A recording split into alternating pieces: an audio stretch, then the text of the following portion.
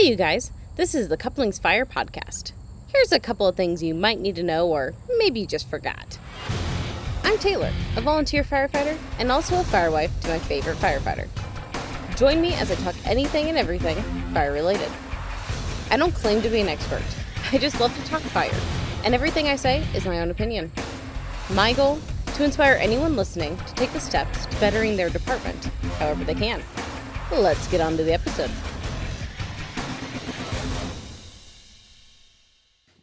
Hey, you guys, welcome to the Couplings Fire podcast. I'm your host, Taylor. It's nice to have you here. I'm excited for this episode this week. This is going to be, a little bit different one. I'm really excited to record it. I'm really excited to get my thoughts out on this one. You're probably wondering, what the heck do you mean by this title, Taylor? Like, are we stuck in the algorithm? What the heck do you mean? I'll get into that in a minute. But life has been going great. Bumps in the road, like there always is with everybody. Ups and downs, and I'm doing some exciting new things. So this week I'm actually traveling, and I'm in a city away from where I live. And I actually have the opportunity to do a few ride-alongs with the career department. So I'm actually doing two 24-hour ride-alongs with a couple different crews in the city. And I'm in the middle of it right now. So I'm sitting in my hotel room, just kind of staring out the window and recording this. But I've had the opportunity to do one of the shifts so far. And it has been the most amazing experience. I didn't know what to expect. I mean, I kind of did, right? Because, you're like, well, you basically live at the station, you take calls 24 hours a day. But I didn't understand what that would actually be like until I came out to be able to do this. So it has opened my eyes. I get it now. I see it. And I understand why so many of you do it for a career, for a pay, do the 24-hour shifts. I love it. I'm in love with it. It's something that I wish I would have pursued earlier in life. And if you guys have listened to other episodes, you know that it's not quite in the cards anymore. My husband and I are looking into having kids, and, having kids during academy and probation doesn't quite work.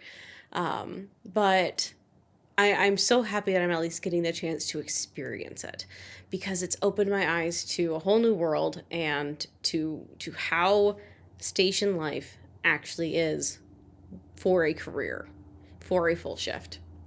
I think I'm going to do a whole nother episode actually about my experience with it. But just getting out here and doing something completely differently has me thinking about how we never really stray from what's comfortable, do we? Not often. I mean, yeah, once in a while you will, but not often. We as humans like to stay in our own bubble. We like things that make us happy and feel good and what we enjoy, and we rarely go out and try new things. But when we do, we find that we actually love them. So I want to talk about today, are we stuck in the algorithm? So this original thought came back probably a month ago, actually. I was listening to Zooniverse. If you guys haven't checked him out, do so. He does a lot on YouTube, and he has a podcast that focuses towards fire interview prep. And he was a big resource for us to use when we were putting Chris through his interview process for career firefighting, and we use a lot of his tactics to the interview question. So I would definitely go check that out. I believe you can find him on YouTube under Zooniverse or Zooniversal TV or something in that aspect. And then he does have a podcast called Talking Out of My Stash. Anyways, go check him out for those. But I was listening. He was doing an Instagram Live about a month ago. And he was talking about something completely unrelated to the subject. But he was talking about the NREMT, the actual like National Registry exam for being an EMT, because somebody was curious about how it worked.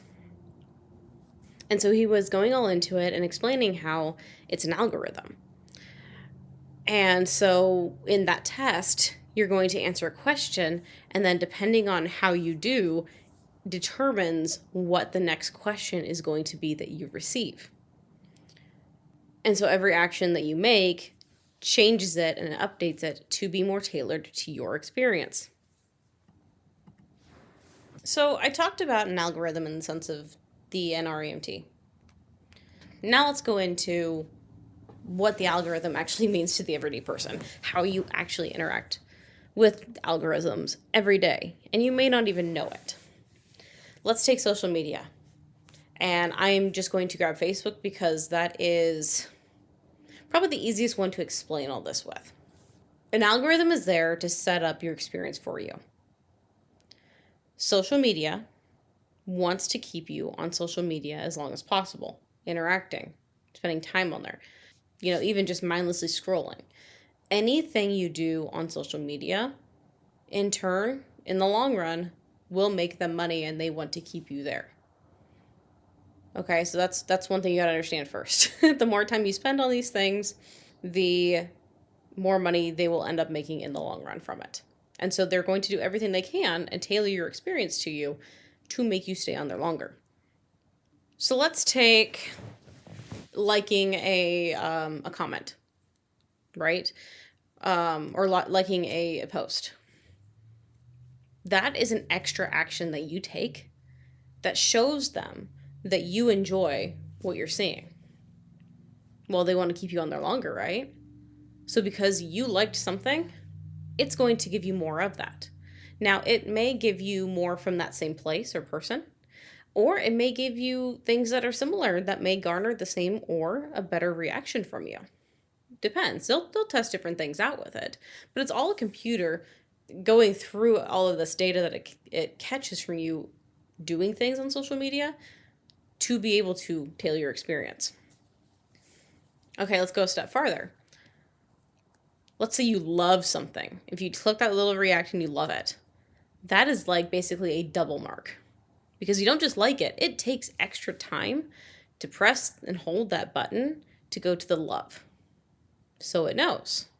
It's really going to show you more of that stuff because that's made you spend a couple more milliseconds on that post to do that. You care about that. Otherwise, you wouldn't do that. You just like and move on. Let's go even a step farther. You do the angry face. You have a post that comes up that you hate. You are angry. You do that. That also takes extra time. That takes extra effort. You could have scrolled right by. No, but you took the time to let whoever that post was or whoever wrote that or put it up know that you didn't like that.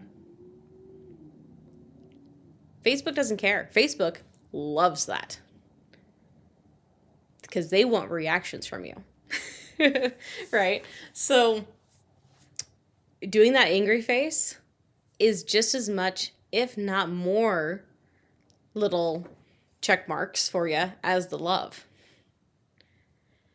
People are going to engage more when they're angry with something versus when they love something versus when they just like something. So Facebook, even though you dislike something, if you do that angry face, they are going to show you more of that. And if you're constantly doing it for the same pages, of course it's going to keep showing you those pages, bringing it up once in a while in your newsfeed of those things that make you angry because it gets reactions from you. It gets you spending longer time on there.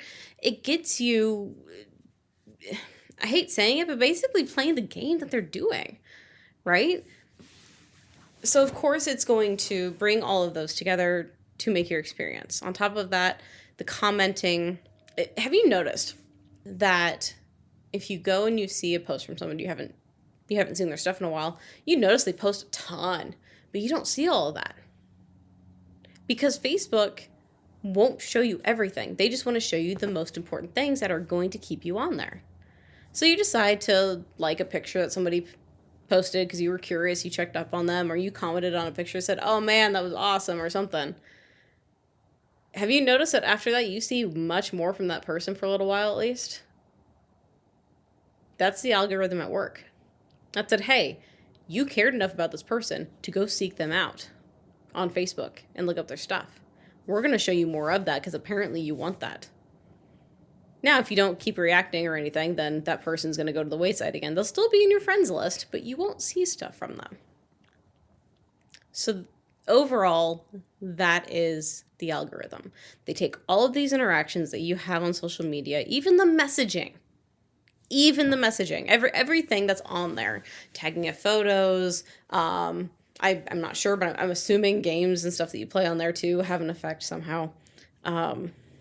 All of this is data that they're bringing together to make a tailored experience for you, to keep you engaged and to keep you on there. Now, it sounds creepy. It is. But we're also doing it to ourselves too, so there's that.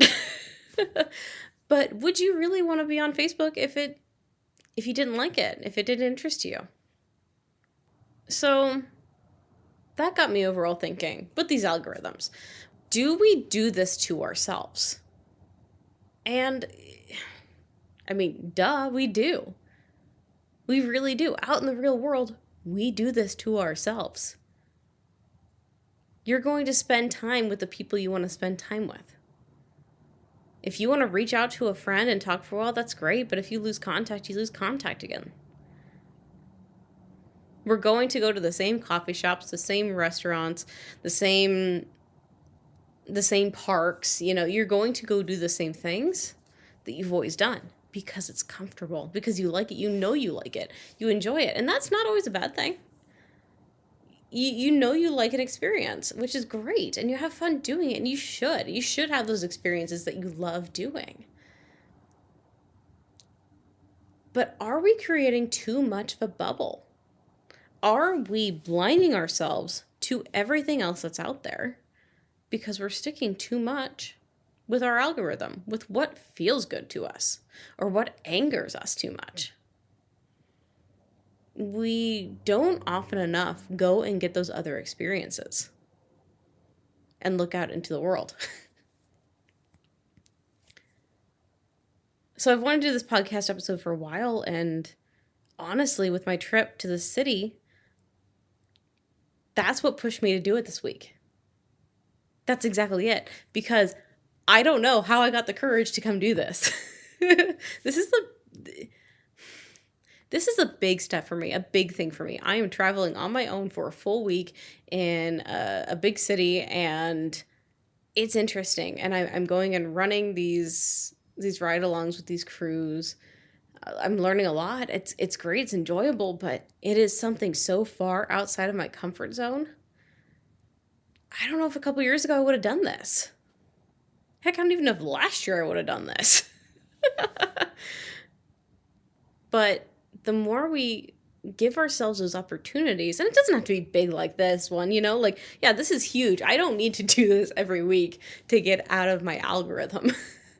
I just need to do simple things. But if I keep doing this, I am going to make myself a more well-rounded person overall. So let's kind of go back into, because being in your algorithm isn't a bad thing necessarily, okay? Your algorithm is there for a purpose. You do those things because you had good experiences. Okay, so let's look at the algorithm in terms of fire conferences and classes. Okay, so you find a new conference, you sign up for classes. Let's just say a big one like FDIC. I don't know. That's just the biggest one that comes to my head right now. So let's just say something like that. You see all these instructors teaching. You have all these options of places you could go to for the hour and a half slot, or whatever it is that you have available. So you choose an instructor. How are you going to choose that instructor? Most of the time, it's going to be something that intrigues you, right? It's going to be something maybe you have a little bit of knowledge about already, or Or it's an instructor that you've either heard really good things about and you want to go listen to, or it's an instructor you've already heard talk before, let's say on a podcast or even in a previous class. You go in, you do the class, you learn new information. It is good, solid information. You have quality content coming your way that you can put into good use. It's fantastic. Great class, awesome. You won. You won at fire conferences. You're amazing. Like, that is a fine way to do it. But what would happen if you were to go and you listen to something that you don't think you need to know anything about? Or an instructor that you know nothing about, and you are kind of curious, a little curious about like what the class is going to be. Maybe a no-named kind of person, right? Hasn't gotten out there too much. That could be a hidden gem. You have no idea.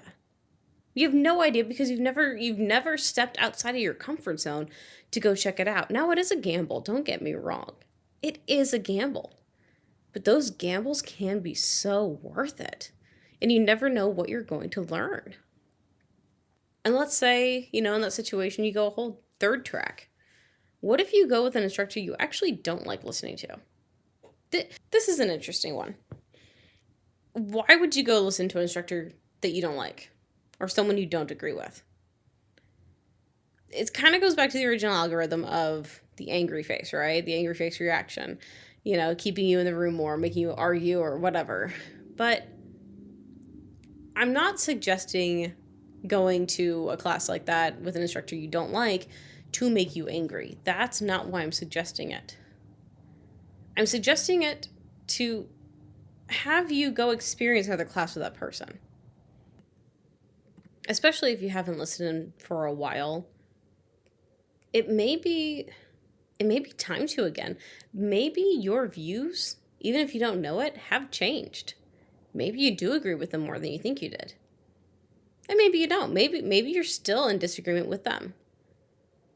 But that is going to push you to do research after their class, whatever it may be. That is going to push you to think of things differently. Maybe even if you don't like them, they say something in there that is absolutely golden that you can take back and better yourself and your fire department with. Just because you don't like a certain instructor or a certain person doesn't mean you can't learn from them. And it, like I said, doesn't mean that your preferences don't change. They can. We all go through phases of life where we think different ways. And, I for one, I have changed the way I've thought about things over the years. If we didn't change, it would be such a boring life. If we didn't grow, mature, and look at things differently and see things from different angles. We all do it. So embrace it. If you get stuck in your algorithm, if you get stuck around the same people all the time, it's great. You're comfortable. You can continue pushing and doing the work that you're doing. That's fantastic. But you also never get any other viewpoints than what you're used to. And what are you learning at that point? If it's been said on this podcast before, if you think you know everything, if you're to the point that you don't need to learn more, if you don't need to see other viewpoints, then you should get out. You are done improving at that point. So I think this one's going to be a pretty short episode. Just overall, let's get out of our algorithms. Let's go try different things. Let's go do different things. If you go to the same conference all the time, that's great. If you try to sit with someone else for meals than you're used to. Try to take different classes than you're used to, or try to look at it from a different way. If you're able to go to a different conference, start going to a different conference too. Check out other ones. There's so many across the U.S. to pick from. There's new ones popping up all the time here lately, which is fantastic. If you want to start smaller than that, great. Go to a different restaurant. Go to a different park or something like that to hang out. when you're on social media, look at something different. Listening to podcasts, listen to a different podcast for a little while. Something that you never thought you'd be interested in. Watching TV, turn on something different. Read a different type of book. Do different things. Read different things. See different things. Start putting this wide world in our perspective, in our brains. There's so much out there. The more different you bring into your life, the more perspective you gain and bring back. We want to grow. So let's help ourselves. I think that's it, you guys. I could keep going on, but honestly, I'll probably just be talking in circles about this whole thing. I don't know. I'm experiencing this whole changing up of the algorithm right now. When I get back from my trip, I fully intend to keep doing it. I can't wait to see where I'll be in a year after doing this, after seeking out different things and getting out of my comfort zone even more.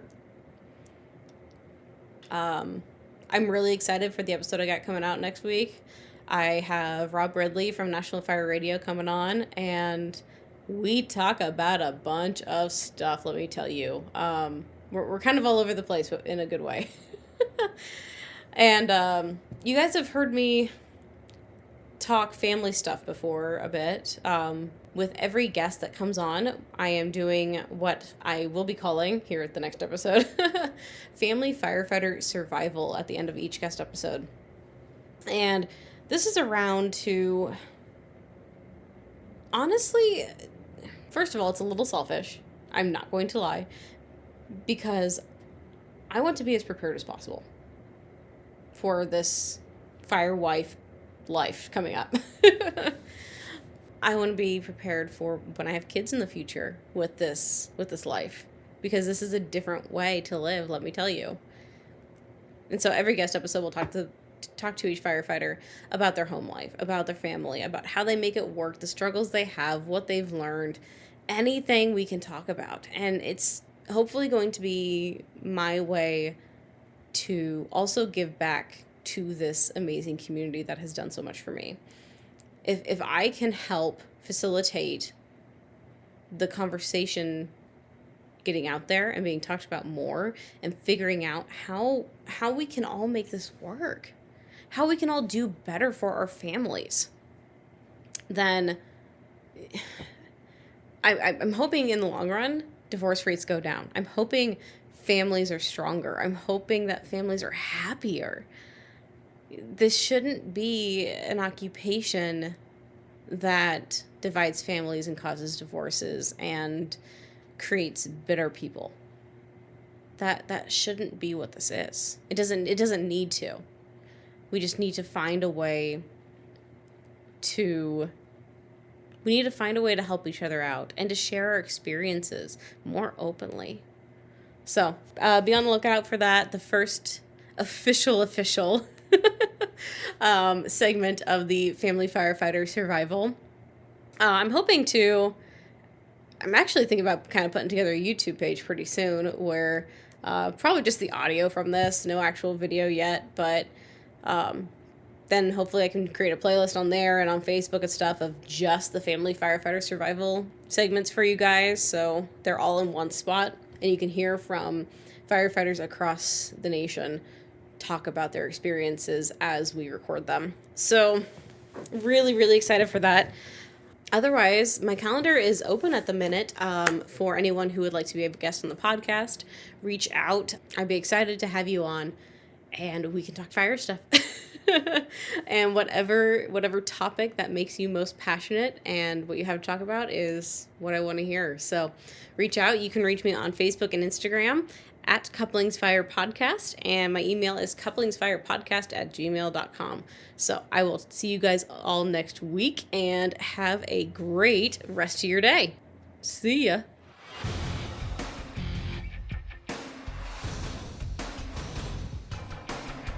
Thanks for coming by and listening to the podcast. I hope you enjoyed it. Be sure to leave a rating and review wherever you're listening. Follow us on Facebook and Instagram at Couplingsfire Podcast. See you next time, everybody.